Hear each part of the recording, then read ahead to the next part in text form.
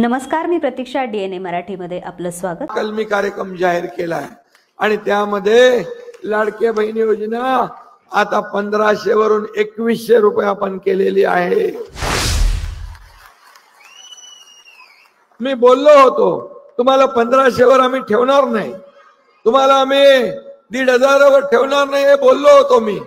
आणि तुम्हाला जसं सरकारची ताकद वाढेल तसे पैसे वाढतील। माझ्या लाडक्या बहिणींना आम्हाला लखपती झालेलं बघायचं, लखपती झालेलं।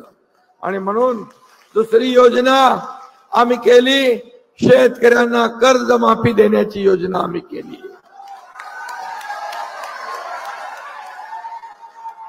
शेतकरी सन्मान योजना 12,000 रुपये होते, प्रधानमंत्री मोदींचे 6 आपले 6 ते 12चे आता 15,000 करण्याचा आपण निर्णय घेतलेला।